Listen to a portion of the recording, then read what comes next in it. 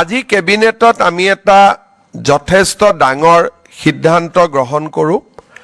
আপোনালোকে জানে যে ইমান দিনে NPS OPS ৰাজ্য চৰকাৰৰ কৰ্মচাৰীসকলৰ বাবে এটা আলোচনাৰ বিষয়বস্তু আছিলে। ভাৰত চৰকাৰে এটা সিদ্ধান্ত গ্ৰহণ কৰিছিল যে 25 বছৰ কাম কৰি থকা যিসকল চৰকাৰী কৰ্মচাৰী তেওঁলোকে যেতিয়া ৰিটায়াৰমেণ্ট হয় তেওঁলোকক আমি পুৰণি পেঞ্চন আঁচনিৰ দৰেই আমি পেঞ্চন প্ৰদান কৰিম। আৰু যিসকলে 10 বছৰ কাম কৰি তেওঁলোকে ৰিটায়াৰমেণ্ট হ'ব লগা হয় তেওঁলোকৰ কাৰণেও আমি পেঞ্চনৰ ব্যৱস্থা কৰিম। আৰু পেঞ্চনৰ লগতে তেওঁলোকে DA আদিও লাভ কৰিব।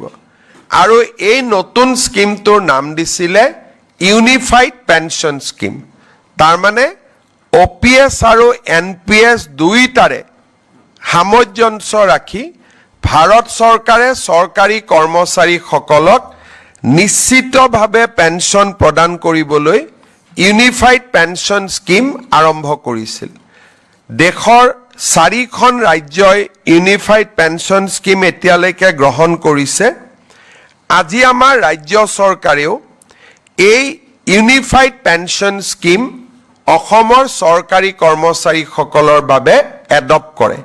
ইয়াৰ ফলত ৰাজ্যত বহু দিনৰ পৰা চলি থকা NPS আৰু OPSৰ বিতৰ্ক সামৰণি পৰিব। যিসকলে NPSত থাকিব খোজে, বিশেষকৈ যিসকল ডেকা ল'ৰা নতুনকৈ নিযুক্তি হৈছে তেওঁলোকে NPSতে বেনিফিট বেছিকৈ পাব UPSতকৈও। কিন্তু আমি দুইটা অপশ্যন তেওঁলোকৰ বাবে খুলি দিছোঁ যে তেওঁলোকে নিজে বিচাৰিলে NPSতো থাকিব পাৰিব বা তেওঁলোকে UPSতো যাব পাৰিব।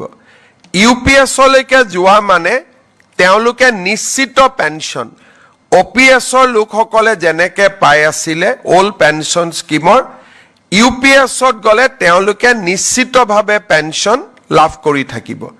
আজি এই আঁচনিখন ৰাজ্য চৰকাৰৰ কেবিনেটে গ্ৰহণ কৰে আৰু এবছৰৰ ভিতৰত কৰ্মচাৰীসকলে সিদ্ধান্ত ল'ব পাৰিব যে আমি NPSত থাকিম নে আমি UPSলৈকে যাম। ইয়াৰ ফলত ৰাজ্যত চলি থকা বা দেশত চলি থকা এটা বহুদিনীয়া বিতৰ্কৰ সামৰণি পৰিব বুলি আমি আশা কৰিছোঁ।